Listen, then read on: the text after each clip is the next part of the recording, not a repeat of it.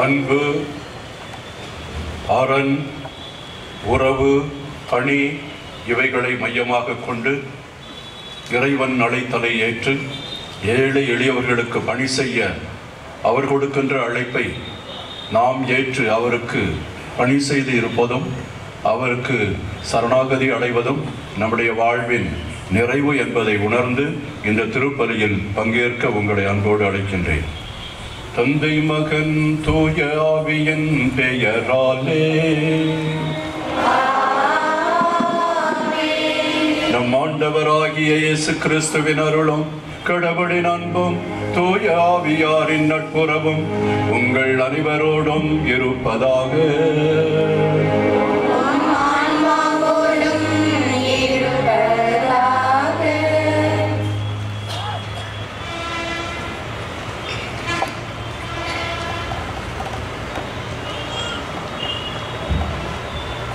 தூத்துக்குடியில் எமது இல்லத்தின் தொடக்கம் ஜான் ஜுகான் இல்லம். தூத்துக்குடி மறைமாவட்டம் தனது 50வது பொன்விழாவை கொண்டாடி கொண்டிருந்த நேரம் அது செப்டம்பர் 1973ஆம் ஆண்டு செப்டம்பர் 4ஆம் நாள் அன்று முன்னாள் ஆயர் மேதகு எம் அம்ப்ரோஸ் ஆண்டகை அவர்கள் ஏழைகளின் அருட்சகோதரிகளின் சபை மறைமாநில தலைவி அவர்களுக்கு 1973 அக்டோபரில் ஒரு மடல் எழுதினார்.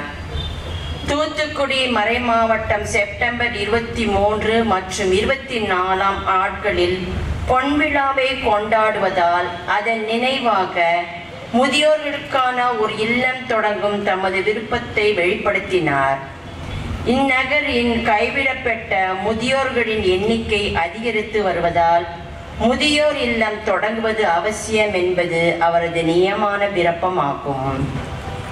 பொன்விழாவை முன்னிட்டு நிகழ்வுகளை தலைமை ஏற்று சிறப்பிக்க வந்திருக்கும் திருத்தந்தையின் அப்போஸ்தல பரிபாலகர் அவர்கள் முதியோர் இல்லத்திற்கு அடிக்கல்லை நாட்டினார்கள்.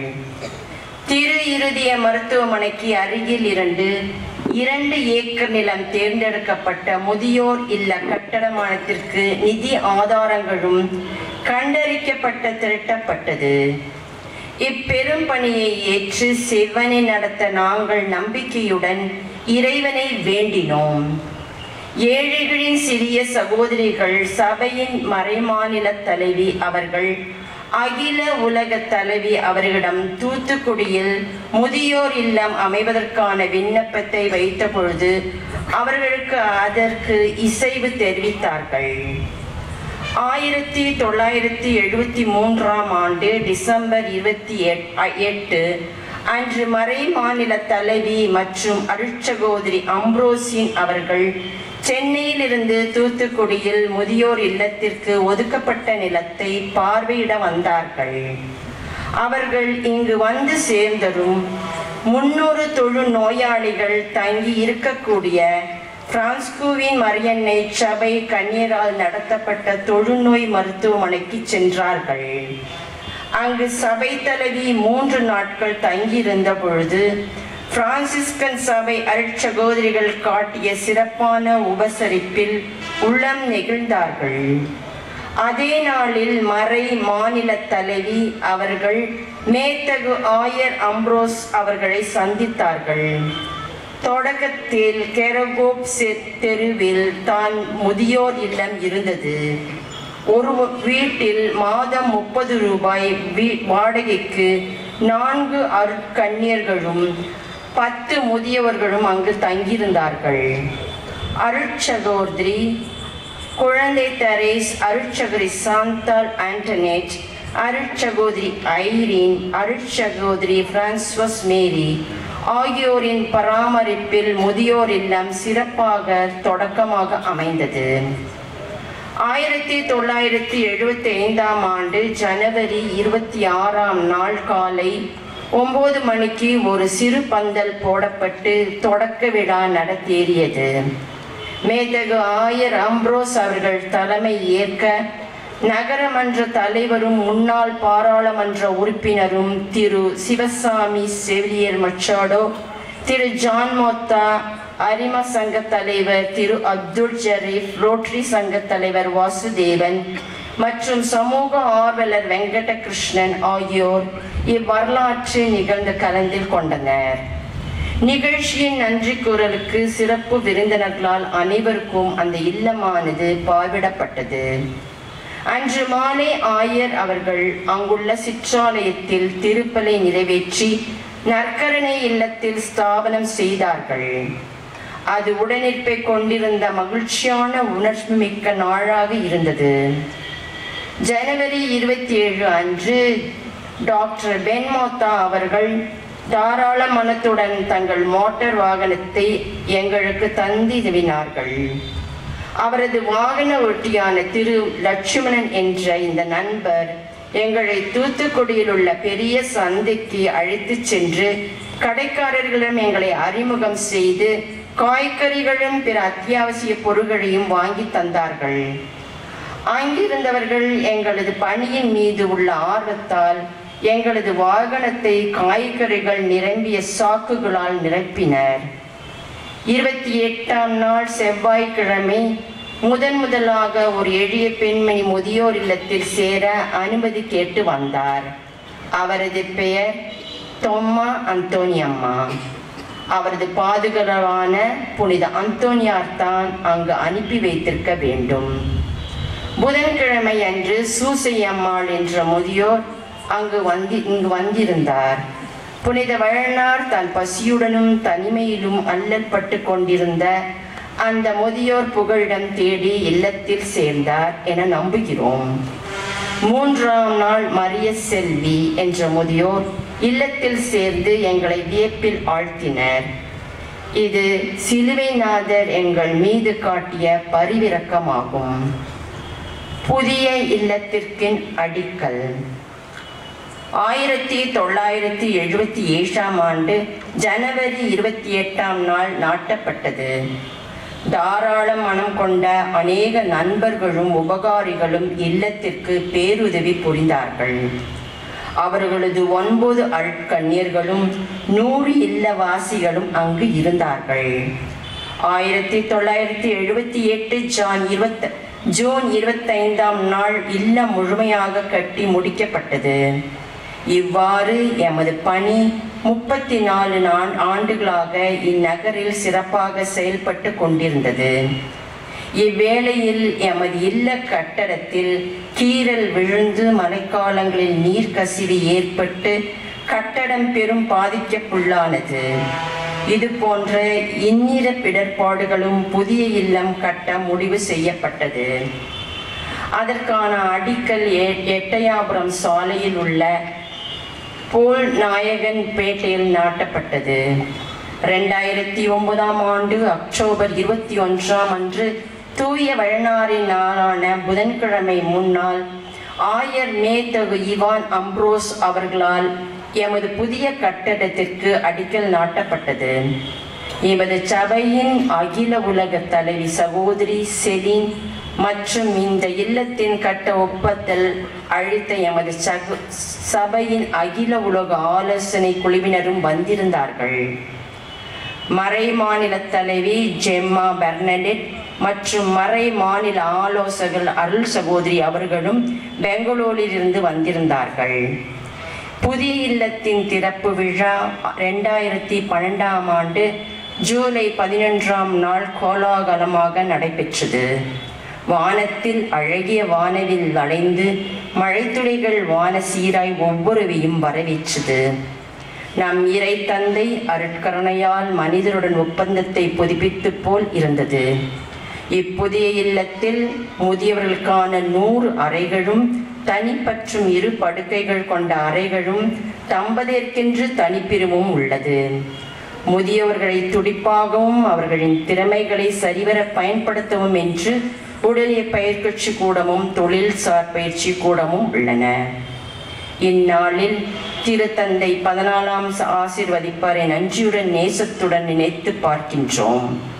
மேதகு ஆயர் இவான் அம்ப்ரோஸ் அவர்கள் தலைமையில் 15 குருக்கள் சூழ மாலை 4 மணிக்கு மரியன்னைக்காக ஒப்பு கொடுக்கப்பட்ட ஆலயத்தில் அன்னையின் அருள் வேண்டி அனைவரும் குழுமி நின்றோம். பங்கு தந்தை அருட்பணியாளர் சகாய ஜோசப் தனது முழு முயற்சியால் ஜெபிப்பதற்கான சூழலை ஏற்படுத்தி தந்தார். திருப்பலி நிறைவுற்ற பின் மேதகு ஐயர் மற்றும் அருட்தந்தையர்கள் அருள் கன்னியர்கள் பின் சென்று புதிய இல்லத்தின் ஒவ்வொரு அறையும் அர்ச்சித்தார்கள். பணி வாழ்வில் எங்களுக்கு தோளோடு தோள் கொடுத்து நின்ற உபகாரிகள், நல விரும்பிகள் மற்றும் பல்லாண்டுகளாக உறுதுணையாக நின்றவர்களுக்கு எம் நன்றியை காணிக்கையாக்குகின்றோம். இந்நன்னாளின் நிறைவு பொழுதில் தூய வளனாரின் பாதம் நின்று எங்களுக்கு எந்நாளும் அடைக்கலமும் பாதுகாப்பும் நல்கும் உமது வரல்ல அருள் துணையை எண்ணி நன்றி செலுத்துகின்றோம். எண்ணி நெஞ்சார புகழ் நின்றோம். தற்போது நமது இல்லத்தில் முதியோர்கள் தம்போதியர்கள் சேர்ந்து 100 முதியவர்களும் 14 அருட்சகோதரிகளும் உள்ளனர். ஜாதி இன வேறுபாட்டை கடந்து உணவு, இல்லிடம், உடை ஆகியவற்றை தயாரித்து கொடுத்து முதியவர்களை பராமரித்து அவர்களுக்கு மகிழ்ச்சியான இறப்பை காண உறுதுணையாக இருக்கின்றோம். எங்கள் சபை நிறுவனர் புனித ஜான்ஜுகான் அவர்களுடன் சேர்ந்து இறைவன் வாழ்த்தப்படுவாராக. இறைவன் போற்றுகிறோம். உமைக்கே புகழும் துதியும் என்றும் எந்நாளும் இறைவனுக்கு நன்றி செலுத்துகின்றோம். அன்புக்கோர் அன்னை ஜான்ஜுகான் அவர் அன்பை பாடிடுவோம். அவர் அன்பை என்றும் பாடிடுவோம். ஏழைகளே நம் இறைவன் என்று பொழிந்து நம் அன்னை ஜான்ஜுகானை பாதுகாவலியாய் கொண்ட நம் இல்ல பொன்விழாவை திருப்பலியை சிறப்பிக்க தந்திருக்கும் எம் முத்துநகர் பாசமிகு ஆயர் ஸ்டீஃபன் அந்தோனியையும் அவரோடு இணைந்து நன்றி திருப்பலியை நிறைவேற்ற வருகை தந்திருக்கும் அனைத்து குருக்களையும், எம் அழைப்பிற்கு இணங்க வந்திருக்கும் இருபால் துறவியர்கள், உற்றார் உறவினர்கள், நண்பர்கள், உபகாரிகள், ஜான்ஜிகான் அசோசியேஷன் உறுப்பினர்கள் அனைவரையும் இருக்கரம் கூப்பி இந்த பொன்விழா நன்றி திருப்பலிக்கு வருக வருக என்று அன்போடு வரவேற்கின்றோம்.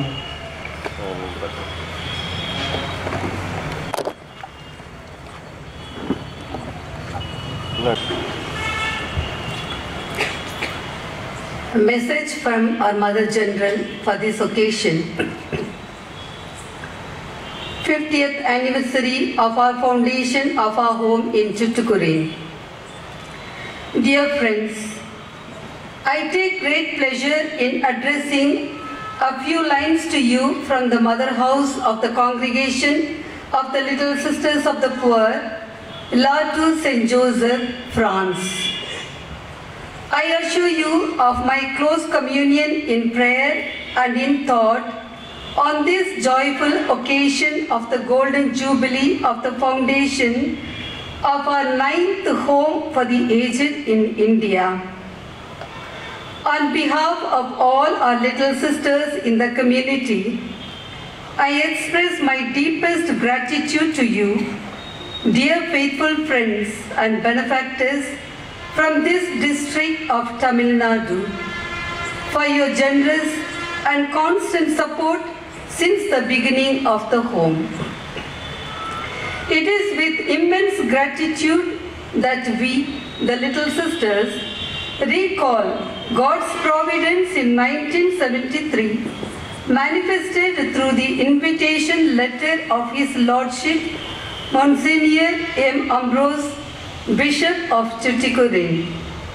Through the persistent demand of the public, he wrote to our Mother Provincial of India, late Sister Helen de San Chantal, requesting her to start a home for the aged in this diocese as a memorial of the Golden Jubilee of the Diocese of Thoothukudi.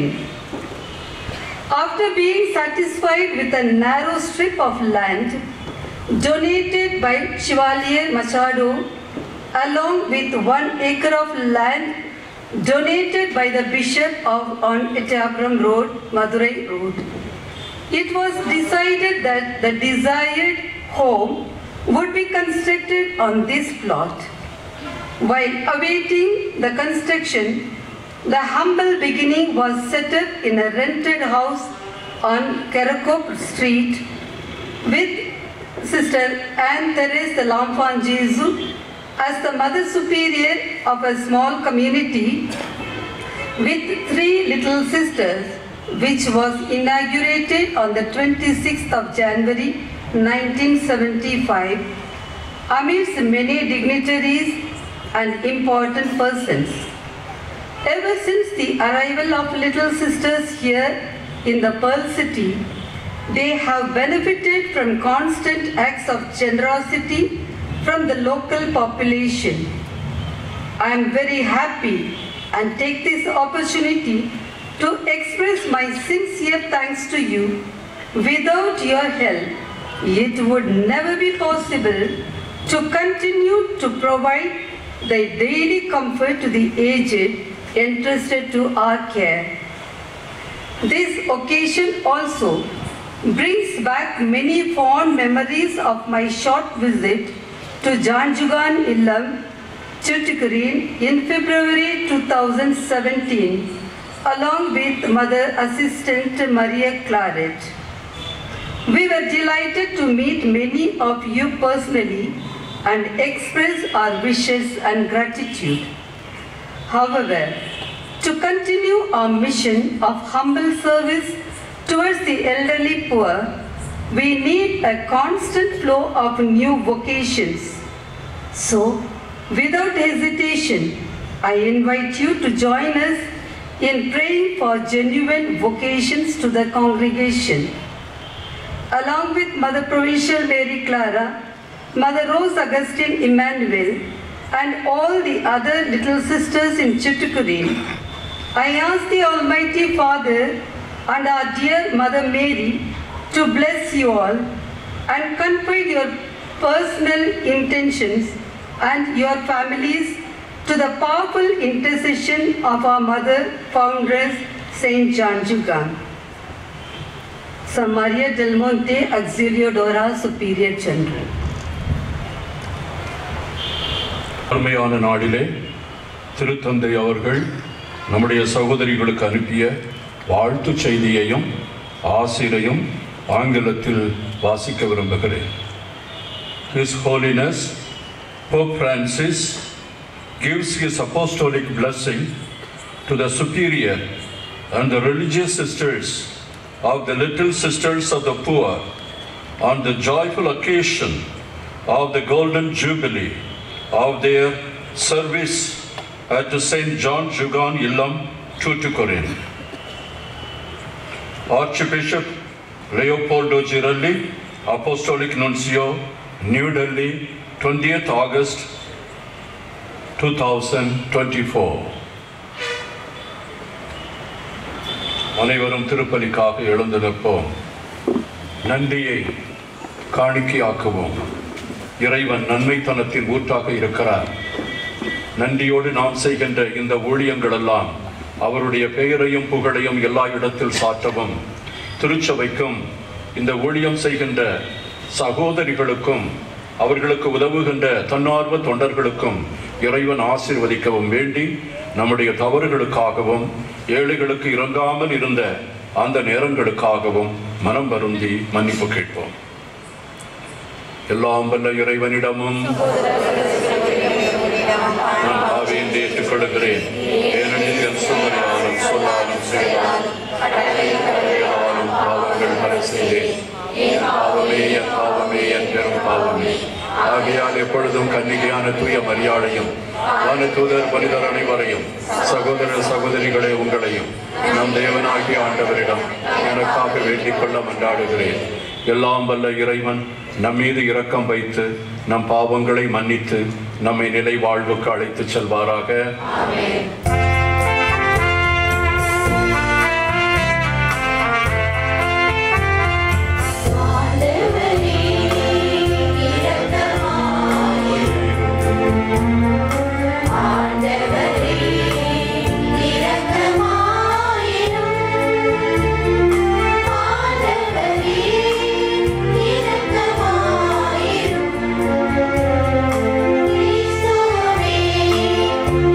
Come on.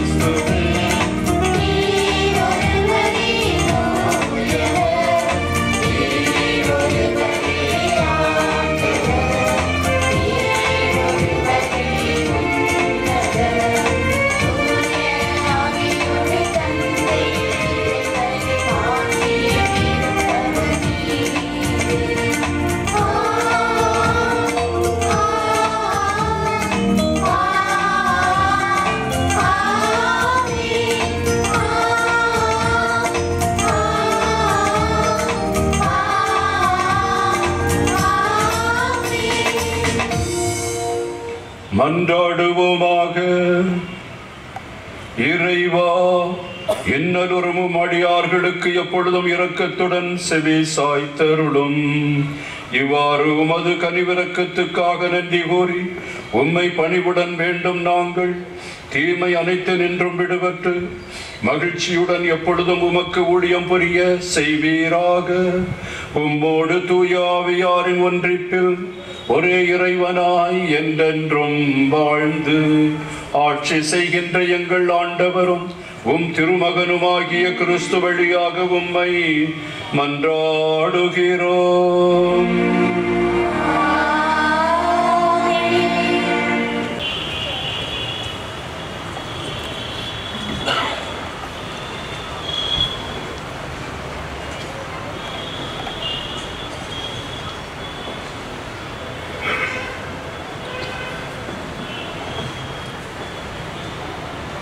முதல் வாசகம் ஏசாயா நூலிலிருந்து வாசகம். அதிகாரம் 63, திருவசனங்கள் 7 முதல் 9 வரை. ஆண்டவரின் பேரன்பு செயல்களை எடுத்துரைத்து அவருக்கு புகழ் சாற்றுவேன். ஏனெனில் ஆண்டவர் நமக்கு நன்மைகள் செய்துள்ளார்.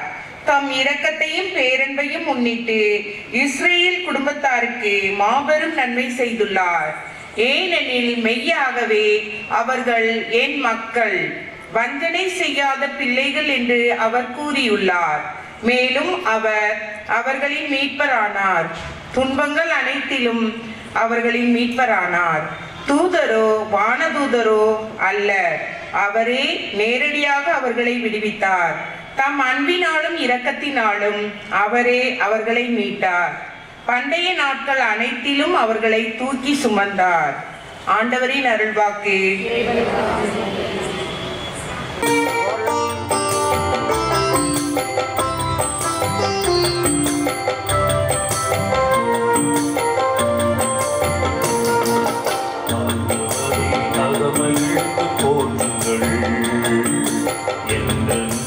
அவர் பெயரை பாடுங்கள்.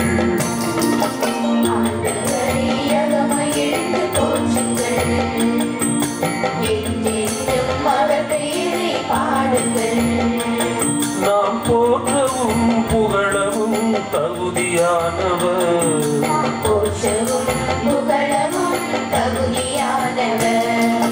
ஆண்டவரை அகமகிழ்ந்து போற்றுங்கள். என்றென்றும் அவர் பெயரை பாடுங்கள்.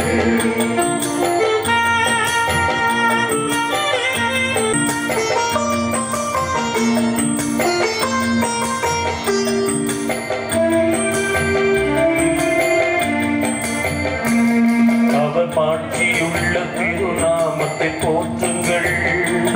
அவர் மகிமையுள்ள ஆலயத்தில் போற்றுங்கள்.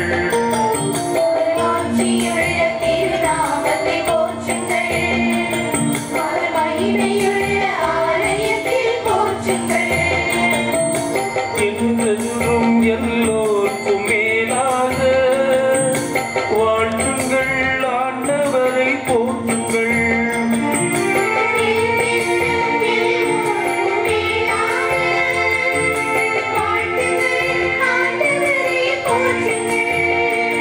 தினம் அவர் அரசின் அரியணை மேல் ஆண்டவரை போற்றுங்கள். படைப்பு அனைத்து படைத்த தேவன் புகழை பாடுங்கள்.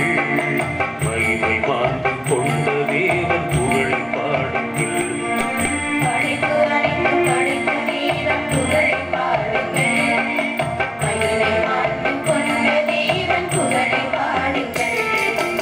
ஆண்டவரை அகமகிழ்ந்து போற்றுங்கள். என்றென்றும் அவர் பெயரை பாடுங்கள்.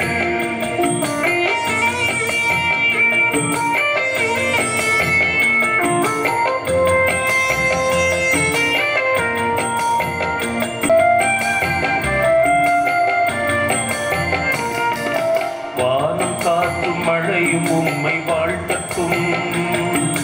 ஆறுகளே குன்றுகளே போற்றட்டும்.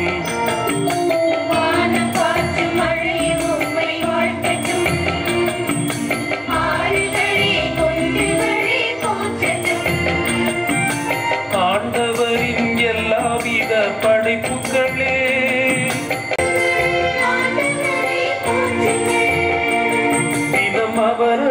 உலகின் அரியணை மேலாண்டவரை போற்றுங்கள்.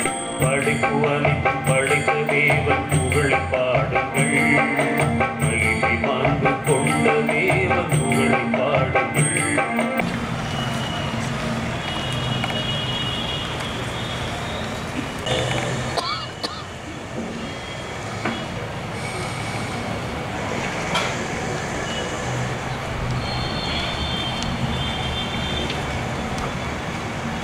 புனித சின்னப்பர் கொலோசியர் எழுதிய திருமுகத்திலிருந்து வாசகம்.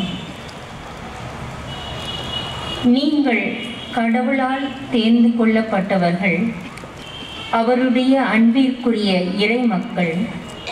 எனவே உளப்பூர்வ பரிவு, இரக்கம், மனத்தாழ்மை, கனிவு, பொறுமை ஆகிய பண்புகளால் உங்களை அணி செய்யுங்கள். ஒருவரை ஒருவர் பொறுத்து கொள்ளுங்கள். ஒருவர் மீது ஒருவருக்கு ஏதாவது முறையீடு இருந்தால் மன்னியுங்கள். ஆண்டவர் உங்களை மன்னித்தது போல் நீங்களும் மன்னிக்க வேண்டும். இவை அனைத்துக்கும் மேலாக அன்பையே கொண்டிருங்கள். அதுவே இவை அனைத்தையும் பிணைத்து நிறைவு பெற செய்யும். கிறிஸ்து அருளும் அமைதி உங்கள் உள்ளங்களை நெறிப்படுத்துவதாக. இந்த அமைதிக்காகவே நீங்கள் ஒரே உடலின் உறுப்புகளாக இருக்க அழைக்கப்பட்டிருக்கிறீர்கள். நன்றி உள்ளவர்களாக இருங்கள். கிறிஸ்துவை பற்றிய நற்செய்தி உங்களுக்குள் நிறைவாக குடிக்கொள்வதாக. முழு ஞானத்தோடு ஒருவருக்கு ஒருவர் கற்பித்து அறிவுரை கூறுங்கள்.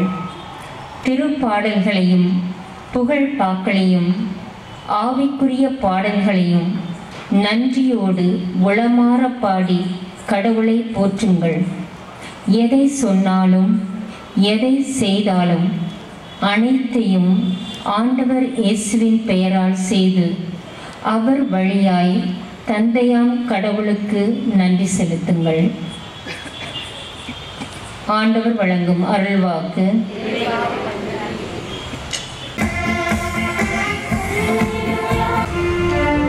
ஆண்டவர் உங்களோடு இருப்பாராக.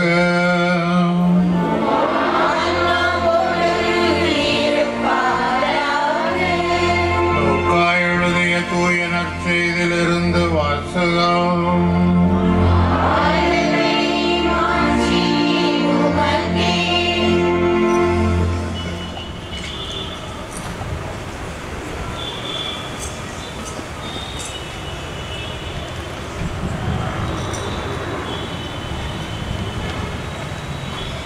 பிரிவு 7 சொற்றொடர்கள் 18 23 முடிய.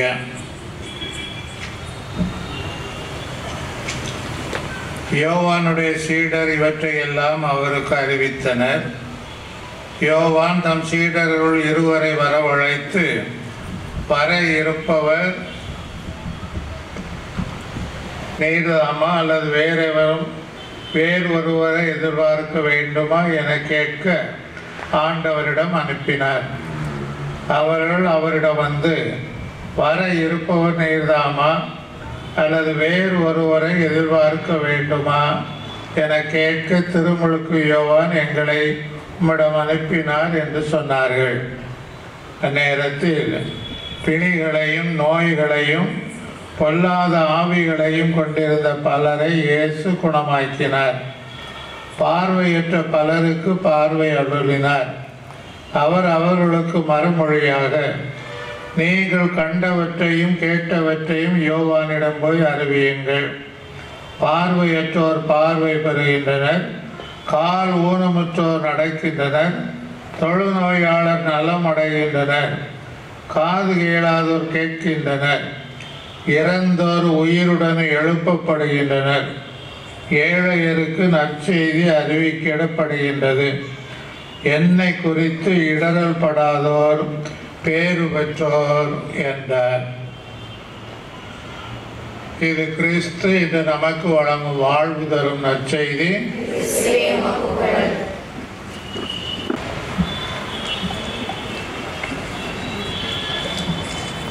அன்புக்குரியவர்களே, நமது ஏழைகளின் கண்காணிப்பாளர்களாக அல்லது உதவி செய்பவர்களாக விளங்கும் இந்த இயேசுவின் சிறிய சகோதரிகள் செய்கின்ற சேவைக்கு நாம் எடுக்கின்ற விழாவாக இது அமைகிறது.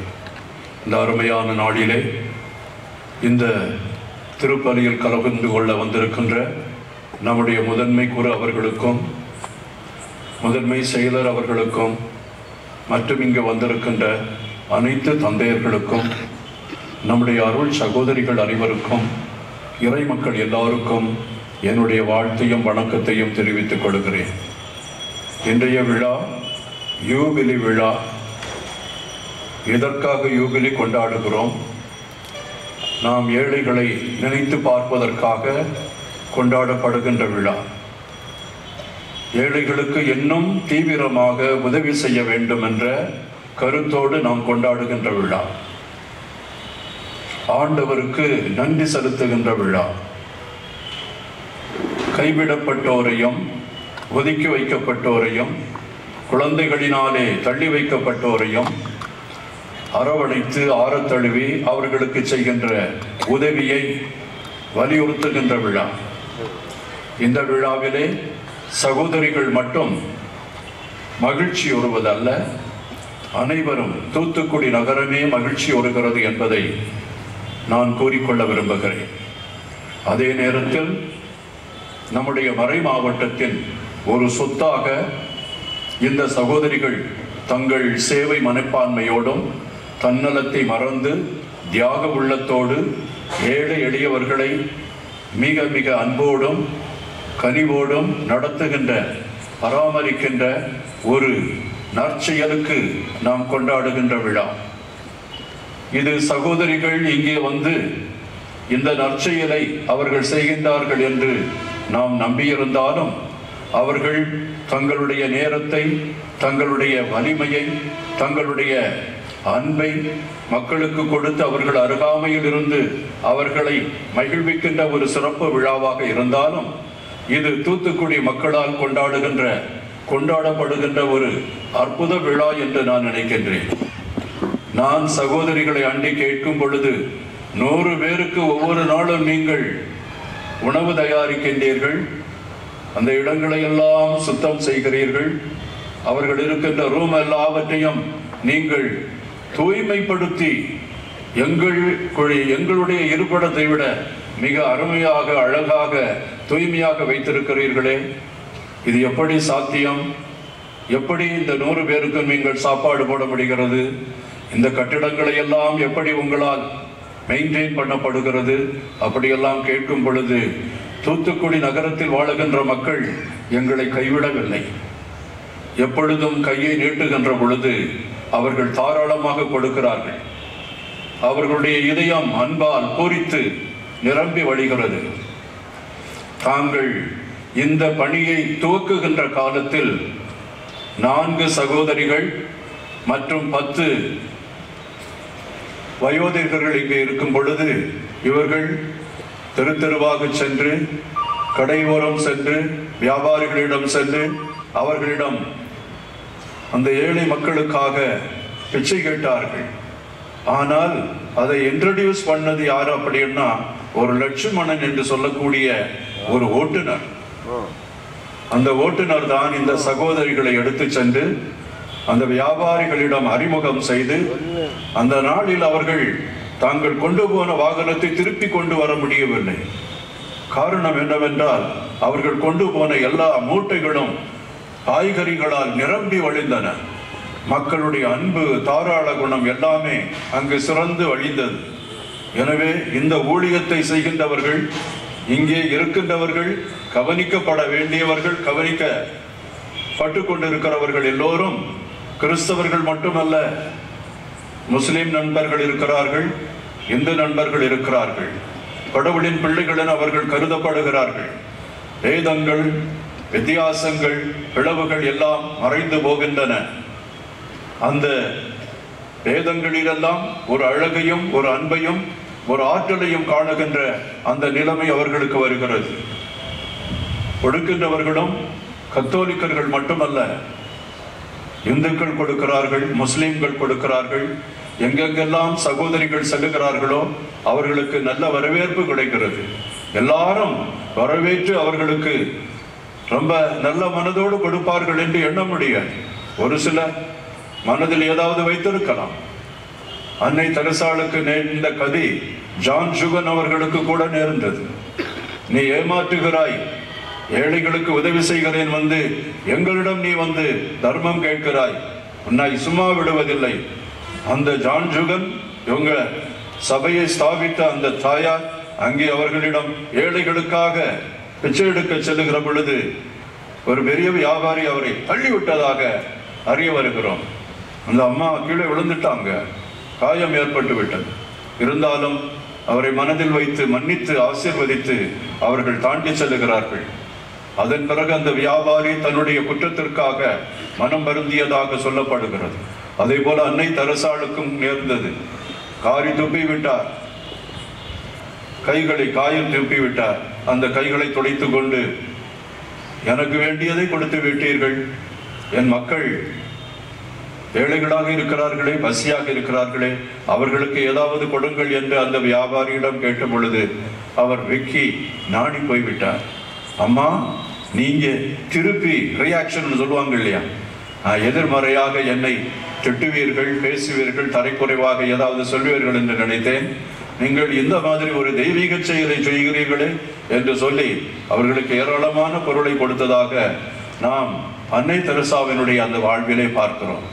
அன்புக்குரியவர்களே, இது ஆண்டவருடைய சேவை, ஆண்டவருடைய பணி. அந்த பணியை 2000 ஆண்டுகளுக்கு முன்னால் செய்த அந்த இயேசு நம்மிடம் விட்டு சென்று விட்டார். இந்த சேவையின் மூலமாகத்தான் இவருடைய அந்த செயல்பாடுகளை பரவியது. எல்லா மக்களும் ஆண்டவருடைய வார்த்தை பரவியது, அவருடைய செயல்பாடுகள் பரவியது என்று சொல்லப்பட்டிருக்கிறது. ஏழைகள் கவனிக்கப்பட்டார்கள், விதவைகள் கவனிக்கப்பட்டார்கள், இல்லாதவர்கள் எல்லாம் கவனிக்கப்பட்டார்கள். இயேசுவினுடைய ஒரு வாழ்வில் இருந்துதான் இந்த தூண்டுதல் நம்மை தூண்டிக்கொண்டே இருக்கிறது. இயேசு ஏழைகளுக்கு 5000 பேருக்கு 2 நாட்களுக்கு முன்னால் தான் அந்த வாசகத்தை நாம் பார்த்தோம். மார்க்கில் இருந்து நிறைய மக்கள் அவருடைய வார்த்தைகளை கேட்டு அதிலே லயித்து பரவசம் அடைந்து தங்கள் உணவை எல்லாம் மறந்து களைப்பு எல்லாம் விடுத்து ஆண்டவர் பின்னாலே செல்லுகிறார்கள். அவர்கள் இன்னும் கொஞ்ச நேரம் இருந்தால் வாடி விடுவார்கள் என்பதை அறிந்த இயேசு பசியாக இருந்தவர்களை பார்த்து அவர் பரிவு கொண்டார், அவர்கள் மீது இரக்கம் கொண்டார், கனிவு கொண்டார். இவர்களை வறுமையாக அனுப்பிவிடக் கூடாது என்று அப்பொழுதே அவர் விரதம் பூண்டு விட்டார். ஆனால் சீடர்கள் என்ன சொல்லுகிறார்கள் தெரியுமா? ஆண்டவரே, நேரம் தாழ்ந்து விட்டது, இவர்கள் சோர்ந்திருக்கிறார்கள், நேரமாக இருக்கும் பொழுதே இவர்களை திருப்பி அனுப்பிவிடும், அவங்க தனித்தனியா போய் தங்களுடைய பசிக்கு ஏற்றவாறு உணவு வாங்கி கொள்ளட்டும் என்று சொல்லுகிறார்கள். ஆண்டவர் என்ன சொல்லுகிறார் தெரியுமா? அதில் அற்புதமான, நீங்களே அவர்களுக்கு உணவு கொடுங்கள். கையில ஒண்ணும் இல்லை, எந்த விதமான பண்டமும் இல்லை.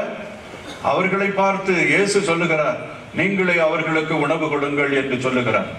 அப்படி என்றால் வானத்திலிருந்து இறங்கி வந்த கடவுள் எதையும் செய்ய தகுதி உள்ளவர். Nothing is impossible with God. கடவுளே வானத்தில் இருந்து அங்க மன்னா பொழிந்தவர். அன்றைக்கும் அவர் மன்னா பொழிந்து ஏதாவது ரொட்டி துண்டுகளை கொடுத்திருக்க முடியும். அவ்வாறு செய்யவில்லை இயேசு. இயேசு என்ன செய்கிறார்? அந்த சீடர்களை பார்த்து நீங்களே உணவு கொடுங்கள் என்று சொல்லுகிறார். உங்களிடம் ஏதாவது சாப்பிடுவதற்கு இருக்கிறதா? ஒருவேளை சாயந்தரம் சாப்பிடுவதற்காக கொஞ்சம் வைத்திருக்கலாம். 2 மீன் துண்டுகளும் 5 அப்பங்களும் இருக்கின்றன. ஆனால் யோவான் நற்செய்தியின்படி ஒரு சிறுவனிடம் அது இருந்ததாக சொல்லப்படுகிறது. அந்த சிறுவனிடம் போய் கேட்டு வருகிறார்கள். அவன் அதை விற்பதற்காக கொண்டு வந்திருக்கலாம், ஏதாவது லாபம் கிடைக்கும் என்று அவன் நினைத்திருக்கலாம். அவன்கிட்ட போய் அந்த 2 மீனையும் அப்பங்களையும் இவங்க வாங்கிட்டு வர்றாங்க. அப்படின்னா அந்த பையன்தான் இந்த அப்பங்களை கொடுப்பதற்கே ஊற்றாக இருக்கிறான், மூலமாக இருக்கிறான் என்று சொல்ல முடியும். அவன் அன்போடு மகிழ்வோடு தன்னிடம் இருக்கின்ற விற்பனைக்காக கொண்டு வந்த அந்த அப்பத்தையும் மீனையும் அவன் அந்த சீடர்களிடம் கொடுத்து மனம் மகிழ்கிறான். ஆண்டவர் இதை பார்த்து ஆச்சரியப்பட்டிருப்பார். எனக்கு ரெண்டு தெனாரி கிடைக்கும்யா, கொஞ்சம் அதிகமான லாபம் கிடைக்கும், அந்த பொழப்பை நீங்க எடுத்துட்டீங்களா, நான் கொடுக்க மாட்டேன் அப்படின்னு அவன் சொல்லி இருக்கலாம். அவன் அப்படி சொல்லல. அதுதாங்க பொன் போன்ற ஒரு செயல், அதுதான் தெய்வ செயல் என்று சொல்லுகிறது. அந்த சின்ன பையனிடம் இருந்தது, அதை அப்படியே வாங்கி கொண்டு வருகிறார்கள், அதை இயேசுவிடம் கொடுக்கிறார்கள். இயேசு அதை பிட்டு எல்லாருக்குமே கொடுக்கிறார். அந்த செயல் இன்றைக்கு நீடித்து வருகிறது. ஆண்டவர் இன்றைக்கு மழை பொழிய செய்கிறார், சூரியனை உதிக்க செய்கிறார், நல்ல காற்றை தருகிறார். நாம் எல்லோரும் சந்தோஷமாக இருக்கிறோம். இதற்காக வேண்டிக் கொள்வது கூட இல்லை, இதற்காக நன்றி செலுத்துவது கூட இல்லை. என்றைக்காவது மாலை நேரத்தில் தூங்க செல்லும் பொழுது, ஆண்டவரே இன்றைக்கு நல்ல காற்றை தந்தீர், நல்ல மழையை தந்தீர், நல்ல சீதோஷ்ண நிலையை தந்தீர், எல்லாரையும் வாழ வைத்தீர், இதற்கு உமக்கு நன்றி. சூரியனை உதிக்க செய்தீர், நல்ல அறுவடையை தந்தீர், உமக்கு நன்றி என்று சொல்லிவிட்டு நாம் தூங்க சென்றிருக்கிறோமா? அது இறைவனுடைய செயல், அது வாடிக்கையாக செய்து விடுவார். ஆனால் இந்த நல்ல செயல்கள் எல்லாம், ஏழை எளியவர்களுக்கு செய்கின்ற செய்கைகள் எல்லாம், இது அற்புதமானது, இன்னும் வித்தியாசமானது. இன்றைக்கு கூட நற்செய்தியில் நாம் பார்க்கின்றோம், வரவிருக்கின்ற மெஸ்ஸியா நீர்தானா? மக்கள் எல்லாருக்கும் மீட்பை கொணர்கிறவர் நீர்தானா? திருமுழுக்கு அருளப்பர் என்ன நினைத்திருப்பார்? இவர் எல்லா மக்களிடமும் செல்லுகிறாரு, ஏழைகளை குணப்படுத்துகிறார், கண் தெரியாதவர்களுக்கு பார்வை கொடுக்கிறார், நோயுற்றவர்களுக்கு குணமளிக்கிறார், இறந்தவர்களை எல்லாம் உயிர்ப்பிக்க செய்கிறார், கடவுள்கிட்ட இருந்து விலகி விடுகிறாரு, மக்களோடு அப்படியே இரண்டரை கலந்து விடுகிறாரு, கடவுளை விட்டு விடுகிறாரு. இவரால் ஒரு மெசியா, இவரால் மீட்பு வர முடியுமா என்ற ஒரு சந்தேகம் அவருக்கு எழும்பி இருக்கலாம். ஆம் அன்புக்குரியவர்களே, அந்த நேரத்தில் தான் ஆண்டவர் சொன்னார், நான் கோவிலில் நின்று ஜெபிப்பதை அவர் எடுத்துக்காட்டாக சொல்லவில்லை. நெடுநேரம் ஆண்டவர் சன்னிதானத்தின் முன்னால் நான் வாழ்கிறேன் என்று அவர் சொல்லவில்லை. ஆண்டவர் சன்னிதானத்தின் முன்னால் வாழ்வது எல்லாமே ஏழைகளுக்கு செய்கின்ற அறச்செயல் என்று அவர் எடுத்துக் கூறுகிறார். அதை நாம் நோக்க வேண்டும்.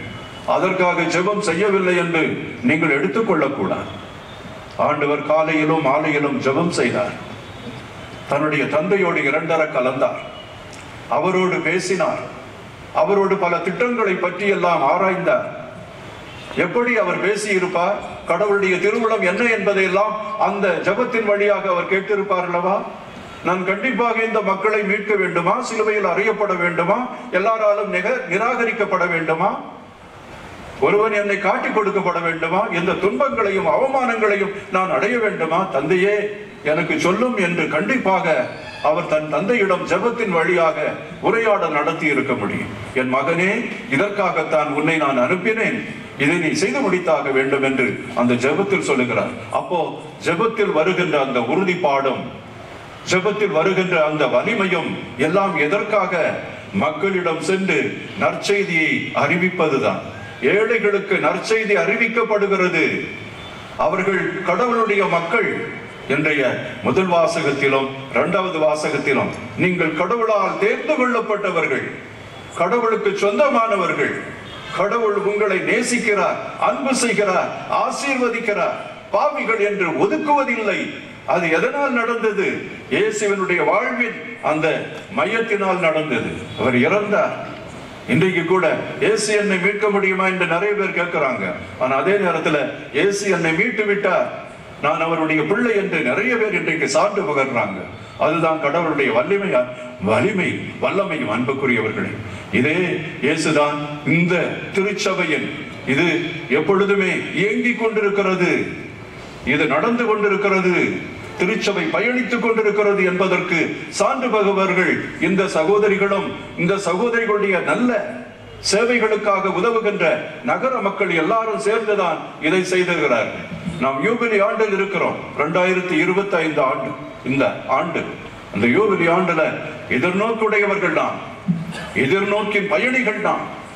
எதிர்நோக்கு எல்லாம் நல்லபடியாக முடியும், எல்லாரையும் ஆண்டவர் காப்பாற்றுவார், எல்லாருக்கும் ஆண்டவர் மீட்பை தருவார் என்ற அந்த நம்பிக்கையோடு நாம் எல்லோரும் கைகோர்த்து செல்ல வேண்டும். அதைத்தான் இன்றைய திருச்சபையானது செய்து கொண்டிருக்கிறது. ஆனால் இந்த திருச்சபையை பற்றி நிறைய வேதங்களும் நிறைய தாழ்வான பிரசுரங்களும், அதை பற்றி அவர்கள் ஏதாவது ஒன்று செய்து விட்டால் திருச்சபையை பற்றி தாறுமாறாக அந்த பேப்பர்களையும் கிழித்து விடுவாங்க, ஊடகங்களையும் கிழித்து விடுவாங்க, எல்லாவற்றிலையும் மோசமாக சொல்லி விடுவார். அப்படிப்பட்டவர் தான் இந்த கிறிஸ்டோபர் அப்படின்னு சொல்லக்கூடிய வாஷிங்டன் போஸ்ட் அப்படின்னு சொல்லக்கூடிய அந்த அமெரிக்காவில் இருந்தவர். அவர் போப்பை பற்றி தரக்குறைவாக பேசுவார். நம்முடைய அருள் கன்னியர்களை பற்றி, குருக்களை பற்றி, இவர்களெல்லாம் இவர்கள் எப்படி இருக்கிறார்கள் என்பதை பற்றி எல்லாம் மிக மிக தரக்குறைவாக பேசுவார். ஆனால் அவருக்கு ஒரு சான்ஸ் கிடைச்சது. அவர் ஆப்பிரிக்காவுக்கு சென்றார். அங்கே என்ன நடக்கிறது என்று பார்த்தார். உகண்டாவுக்கு செல்லுகிறார்.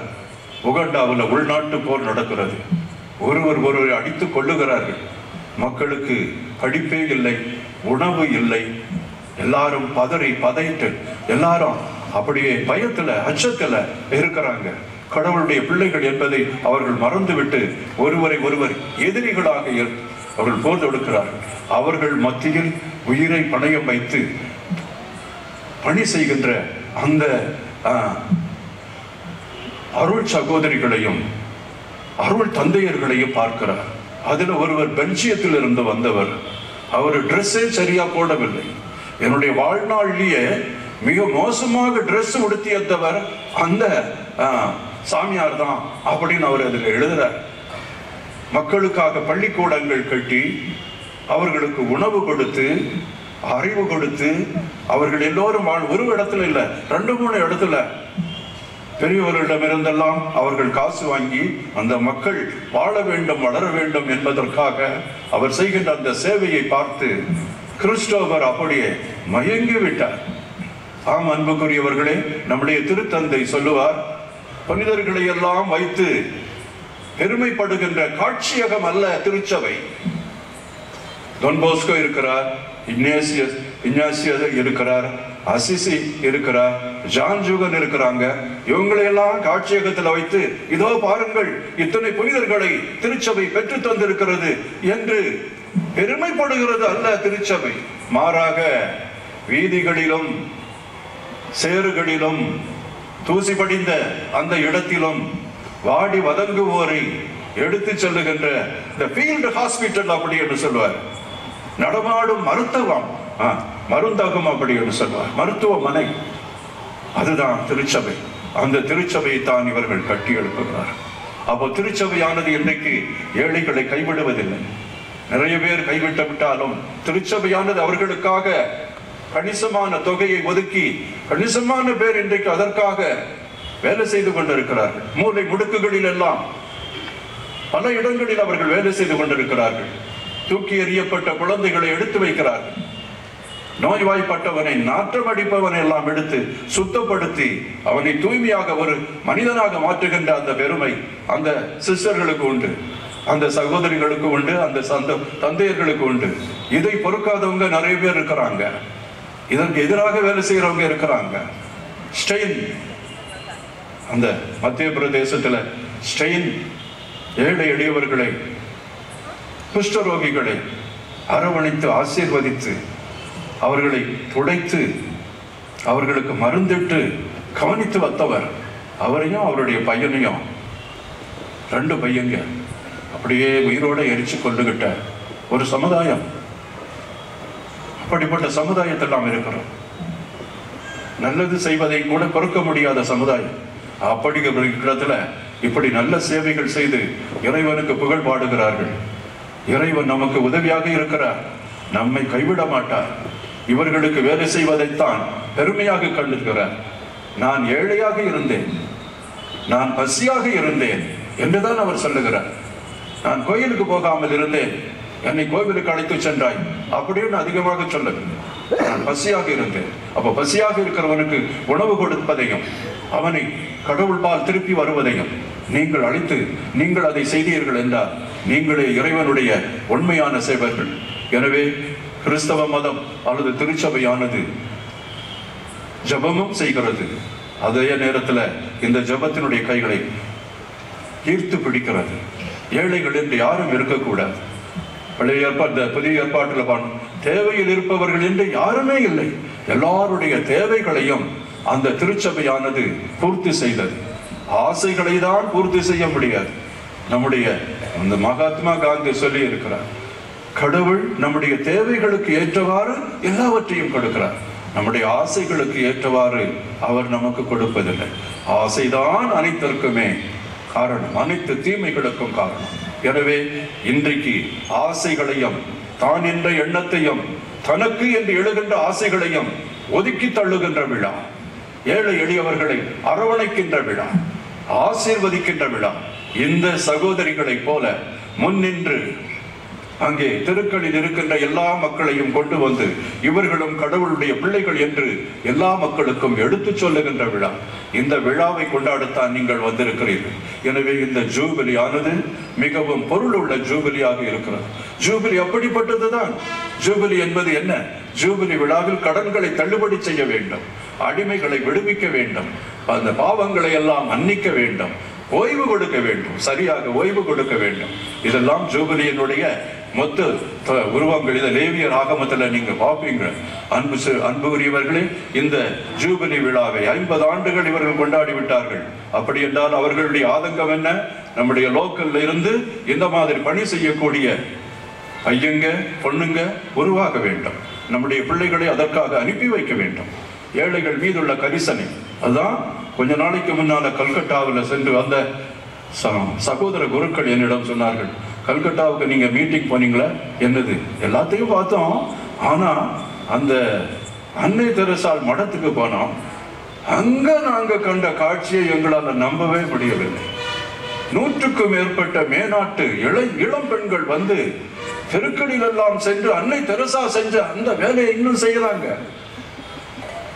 நமக்கெல்லாம் நாமெல்லாம் அதுக்கு டிபிக்கு கொடுத்துட்டது மாதிரி, ஆனா அவங்க இன்னும் செய்துட்டு வர்றாங்க. அதை எங்களால நம்ப முடியலன்னு ஒரு குருவானவர் சொல்லுகிற பொழுது, திருச்சபை இன்னும் வலுவிழக்கவில்லை, அது வாழ்ந்து கொண்டிருக்கிறது. திருச்சபையினுடைய மூச்சும் அதனுடைய பேச்சும் அதனுடைய இறை வார்த்தையை அறிவிக்கின்ற அதனுடைய செயலாக்கமும் எல்லாம் இந்த நற்செயல் வழியாக எங்கும் பரவ வேண்டும்.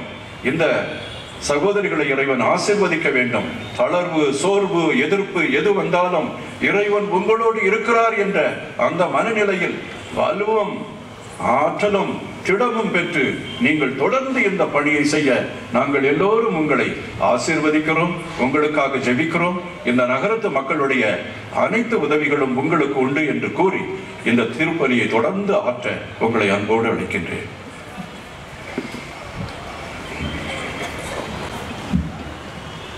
அனைவரும் எழுந்து நிற்போம்.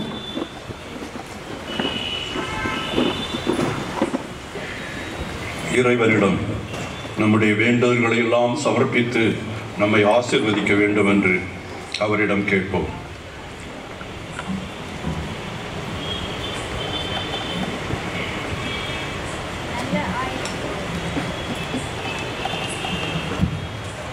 நல்ல ஆயனாகிய இறைவா, எம் திரு அவையை வழிநடத்தும் எம் திருத்தந்தை பிரான்சிஸ் அவர்களை நீர் நிறைவாக ஆசீர்வதித்து அவருக்கு வேண்டிய உடல் உள்ள ஆன்மீக வரங்களை நிறைவாக பொழிந்து அவர் மேற்கொள்ளும் செயல்களில், குறிப்பாக இந்த திரு அவையின் யூபிலி ஆண்டாகிய நம்பிக்கையின் பயணத்தில் திரு அவையை திறம்பட வழி நடத்திடவும் எம் மறை மாவட்ட ஆயர் ஸ்டீஃபன் ஆண்டனி அவர்களையும் நீர் தொடர்ந்து வழிநடத்திட இறைவா உம்மை மன்றாடுகின்றோம்.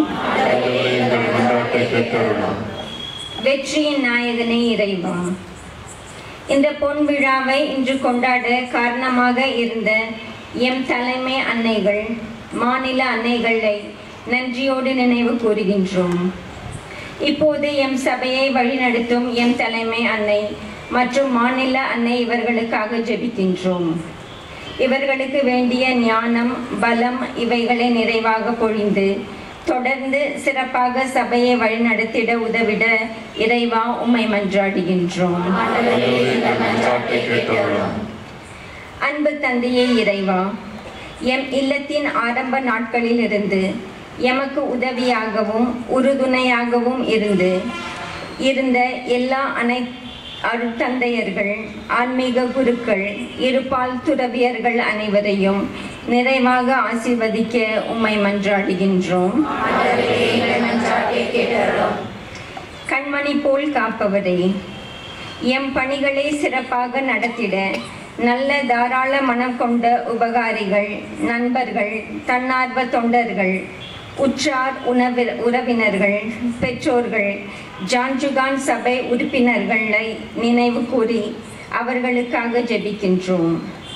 இறைவன் தாமே அவர்கள் ஒவ்வொருவரின் தேவைகளையும் கருத்துகளையும் நிறைவு செய்து அமைதி மகிழ்ச்சியோடு வாழ வரமருள உம்மை மன்றாடுகின்றோம்.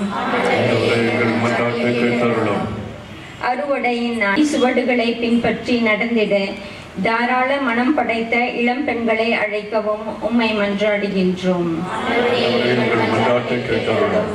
நிறை வாழ்வை அளிக்கும் இறைவா, எங்களோடு வாழ்ந்து உதவிகள் பல புரிந்து எங்களை விட்டு பிரிந்து சென்ற அருள் சகோதரிகள், நண்பர்கள், உபகாரிகள், முதியோர்கள் இன்று நினைவு கூறும் நேரத்தில் அவர்களுக்கு நீர் விண்ணக வீட்டில் இடம் தந்திட உம்மை மன்றாடுகின்றோம்.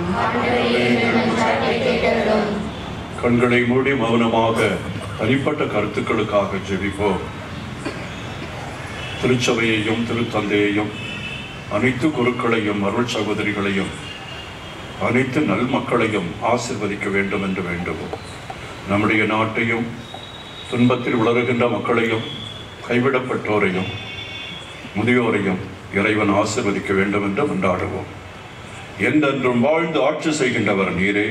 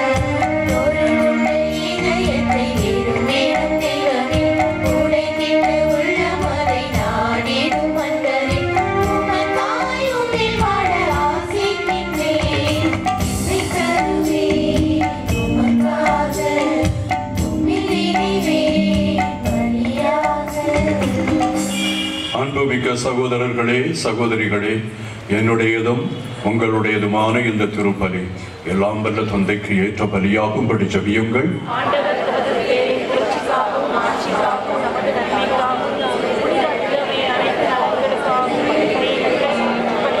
ஆண்டவரே, சாவிலிருந்தும் தீமை அனைத்திலிருந்தும் கனிவுடன் எங்களை விடுவிக்க உம் திருமகனை எங்களுக்கு அளித்தீரே.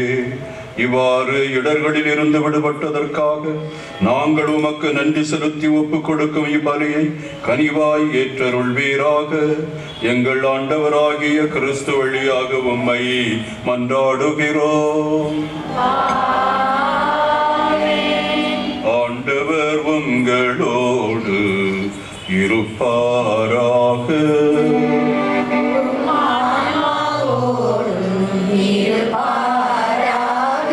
இதயங்களை மேலே எழுப்புங்கள்.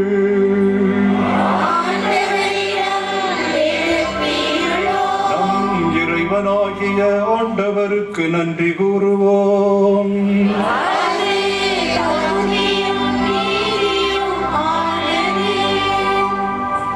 ஆண்டவரே, தூயவரான தந்தையே, என்றும் உள்ள எல்லாம் வல்ல இறைவா, எந்நாளும் எவ்விடத்திலும் நாங்கள் உமக்கு நன்றி செலுத்துவது மெய்யாகவே தகுதியும் நீதியுமாகும். எங்கள் கடமையும் மீட்புக்குரிய செயலுமாகும்.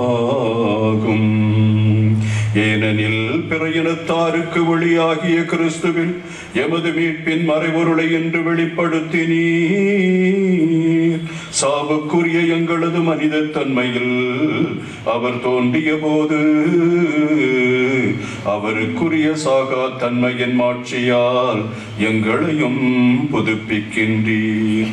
ஆகவே வானதூதர் முதன்மை வானதூதரோடும் அரியணையில் அமர்வோர் தலைமை தாங்குவோரோடும் வான்படைகளின் அணிகள் அனைத்தோடும் சேர்ந்து நாங்களும் உமது மாட்சியை புகழ்ந்து பாடி முடிவின்றி சொல்வதாவது: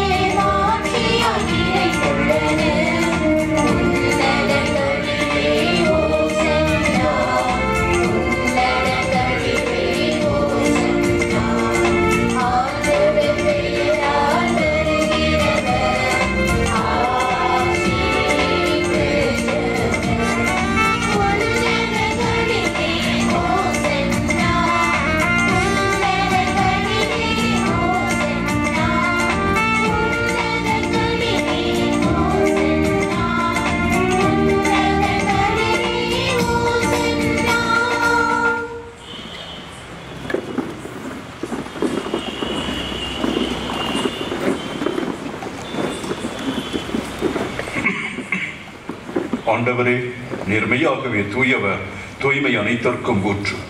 ஆகவே உம்முடைய ஆவியை பொழிந்து இக்காணிக்கைகளை தூய்மைப்படுத்த உம்மை வேண்டுகிறோம். இவ்வாறு எங்கள் ஆண்டவர் இயேசு கிறிஸ்துவின் உடலும் இரத்தமுமாக எங்களுக்கு இவை மாறுவனவாக. அவர் பாடுபட உள்ளம் கனிந்து தம்மை கையளித்த போது அப்பத்தை எடுத்து நன்றி செலுத்தி அதை பிட்டு தம் சீடர்களுக்கு அளித்து இயேசு கூறியதாவது: அனைவரும் இதிலிருந்து பெற்று உண்ணுங்கள், ஏனெனில் இது உங்களுக்காக கையளிக்கப்படும் என் உடல்.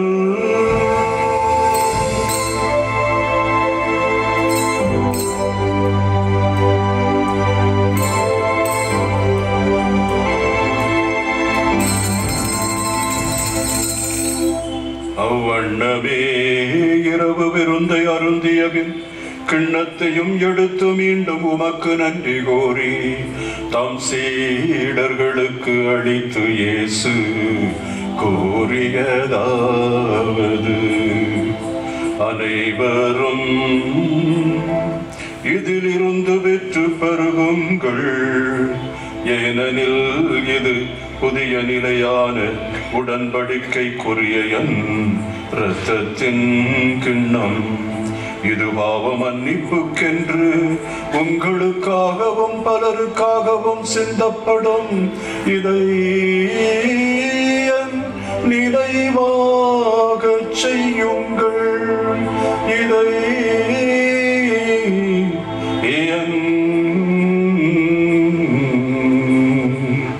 நினைவாக செய்யுங்கள்.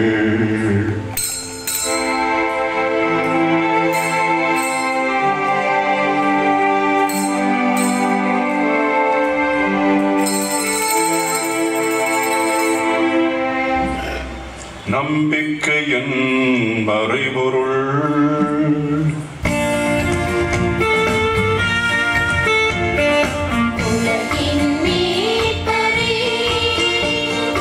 எங்களை மீட்டருள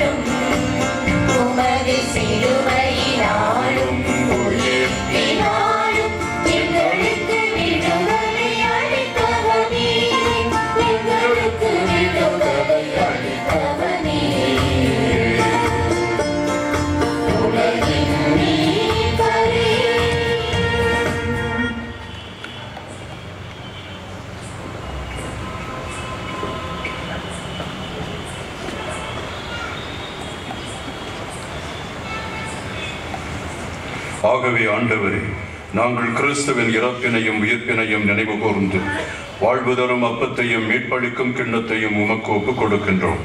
உம் திருமண் என்ற ஊழியம் புரிய தகுந்தவர்களுடன் எங்களை ஏற்றுக்கொண்டீர். எனவே உமக்கு நன்றி செலுத்துகின்றோம். மேலும் கிறிஸ்துவின் உடலிலும் இரத்தத்திலும் பங்கு கொள்ளும் எங்களை தூய ஆவியார் ஒன்று சேர்க்க வேண்டும் என உம்மை தாழ்மையுடன் மன்றாடுகிறோம்.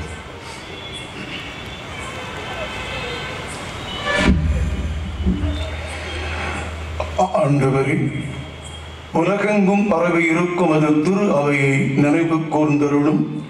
எங்கள் திரு தந்தை பிரான்சிஸ், எங்கள் ஆயர் ஸ்டீபன், எல்லா திருநிலையினர் ஆகிய அனைவரோடும் உமது திரு அவை அன்பில் நிறைவு பெறச் செய்தருளும். மேலும் உயிர் தழுவது நோக்குடன் துயில் கொள்ளும் எங்கள் சகோதர சகோதரிகளையும் இறந்தோர் அனைவரையும் இரக்கத்துடன் நினைவு கூர்ந்து உமது திருமுக ஒளியினுள் ஏற்றருளும். எங்கள் அனைவர் மீதும் இரக்கமாகிறோம். கடவுளின் கன்னித்தாயான புனித மரியா, அவருடைய கணவரான புனித யோசேப்பு, புனித திருத்தூதர்கள், இவ்வுலகில் மக்குகந்தவராய் இருந்த புனிதராகிய அனைவருடன் நாங்கள் நிலை வாழ்வில் பங்கு கொள்ளும் தகுதி பெற்று திருமகன் இயேசு கிறிஸ்து வழியாக உம்மை புகழ்ந்தேத்தும் வரமருளை மன்றாடுகிறோம்.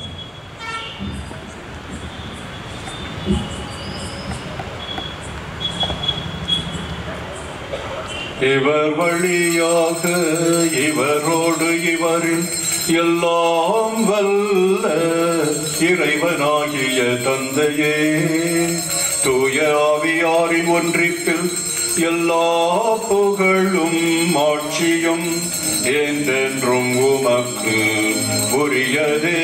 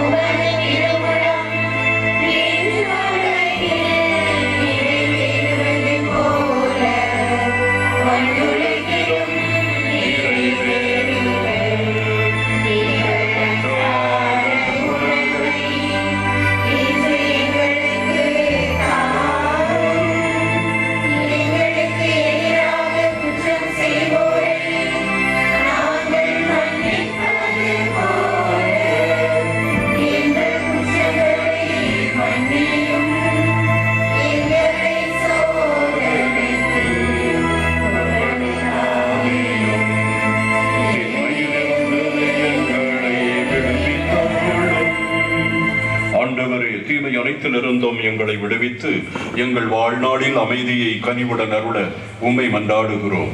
உமது இரக்கத்தின் உதவியால் நாங்கள் பாவத்திலிருந்து எப்போதும் விடுதலை பெற்று யாதொரு கலக்கமும் என்று நலமாயிருப்போமாக. நாங்கள் எதிர்நோக்கி இருக்கும் பேரின்பத்துக்காகவும் எம் மீட்பராகிய இயேசு கிறிஸ்துவின் வருகைக்காகவும் காத்திருக்கின்றோம். எங்கள் ஆண்டவராகிய இயேசு கிறிஸ்துவே, உமது நிலைப்பாட்டை நீர் திருமுழுக்கு யோவானுக்கு அறிவித்தீர். நீர் எதற்காக இந்த உலகத்தில் வந்திருக்கிறீர் என்பதை தெளிவாக்குகின்றீர். உம்முடைய மெசியா தன்மை எப்படிப்பட்டது என்பதையும் அவருக்கு எடுத்து காட்டுகின்றீர். ஏழைகளுக்கு நற்செய்தி அறிவிக்கப்படுகின்றது. துயர் வருவோர் ஆறுதல் வருகின்றனர், பார்வையற்றோர் பார்வைப்படுகின்றனர், நடக்க முடியாதவர் நடக்கின்றனர், இறந்தோர் உயிர் பெற்றெழுகின்றனர். ஆண்டவருடைய செயல் இங்கே அபரிமிதமாக நடந்தேறுகிறது என்பதை அவர் எடுத்து காட்டுகின்றார். அன்பு ஆண்டவரே, இயேசுவே, எங்கள் தெய்வமே, உம்மை நாங்கள் வாழ்த்தி வணங்குகின்றோம். மனிதர்கள் வழியாக நீங்கள் செய்கின்ற அற்புத செயல்களுக்காக உம்மை போற்றி புகழ்கின்றோம். உமது பணியை நாங்கள் தளர்ந்து விடாமல் சோர்ந்து விடாமல் ஏழை எளியவர்களுக்கு துணிவோடும் உற்சாகத்தோடும் செய்யும் அருளையும் ஆற்றலையும் தருவீராக. என்றென்றும் வாழ்ந்து ஆட்சி செய்கின்றவர் நீரே. ஆண்டவருடைய அமைதி உங்களோடு என்றும் இருப்பதாக.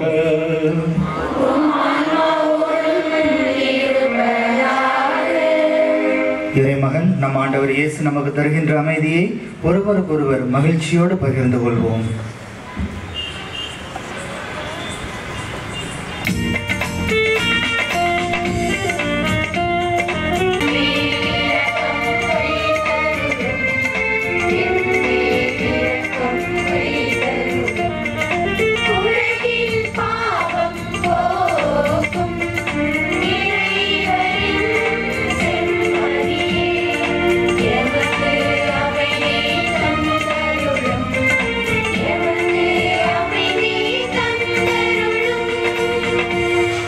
இதோ இறைவனின் சமரி, இதோ உலகின் பாவங்களை போக்குகின்றவர்.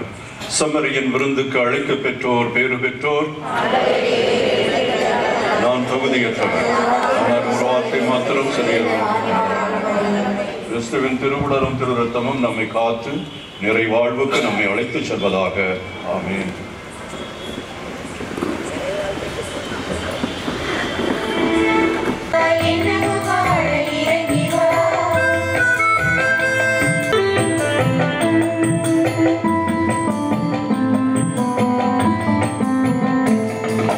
மன்னா உணவில் மண்ணிலை வந்தாய் உண்பவர் வாழவே.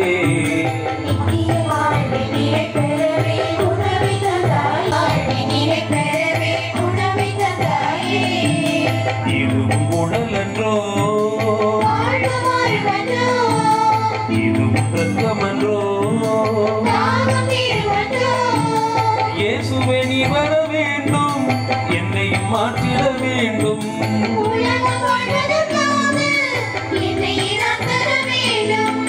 எழுந்து வாராயோ, என்னில் வாராயோ.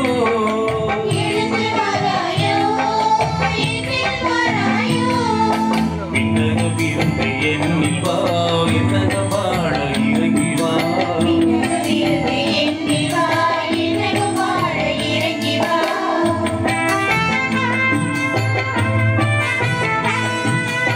இறங்கி வந்த மழையாய் வாழ்வு நனையவே.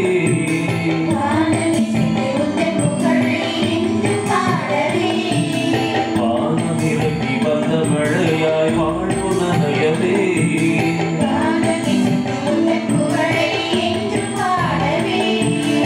எனது சரையெல்லாம், எனது ரத்தமெல்லாம் வார்த்தை வாழ்ந்திட வேண்டும், வல்லமை நான் தர வேண்டும்.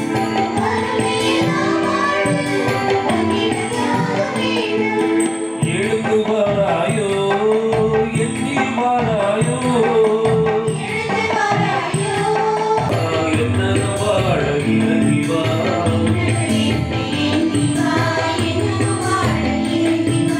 மன்னக வீட்டின் மாண்பே வா, மாமரனே வீட்டவா.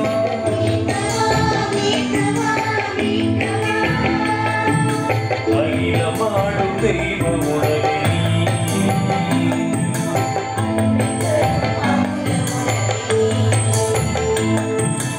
அகிலமாடும் தெய்வ உணவே.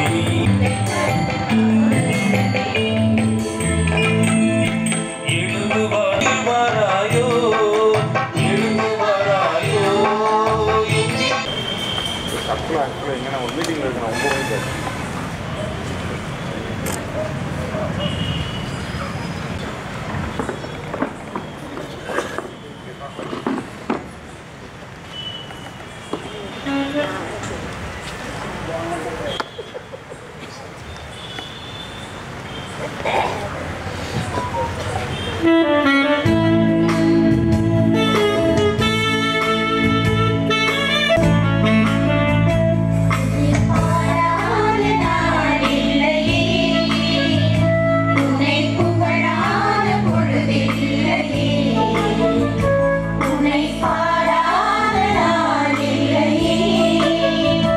உன்னை புகழாத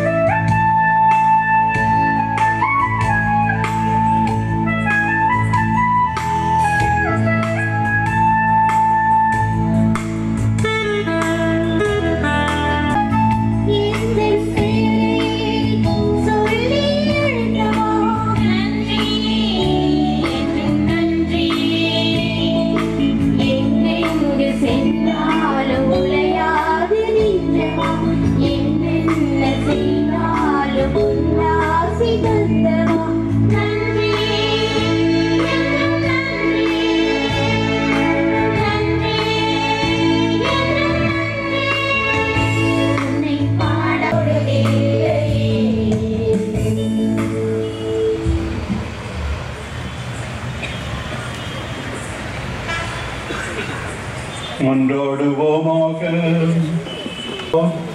உயிர் தரும் இத்திரு உணவால் உம் அடியார்களை பாவத்தின் தலையிலிருந்து விடுவிக்கவும் உமது பரிவிரக்கத்தால் அவர்களின் வலிமையை புதுப்பிக்கவும் திருவுளம் கொண்டீரே. நாங்கள் எத்தடையுமின்றி உமது மாட்சியின் எதிர்நோக்கில் முன்னேறி செல்ல எங்களுக்கு அருள்வீராக. எங்கள் ஆண்டவராகிய கிறிஸ்து வழியாக உம்மை மன்றாடுகிறோம்.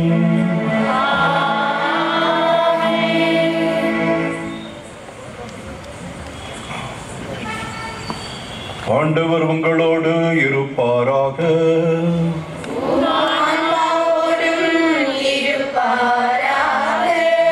எல்லாம் வல்ல இறைவன் தந்தை மகன் தூய ஆவியாரின் ஆசி உங்கள் மீது இறங்கி உங்களோடு என்றும் தங்குவதாக.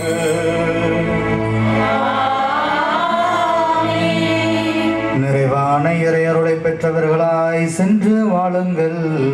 திருப்பலி நிறைவேறிற்று.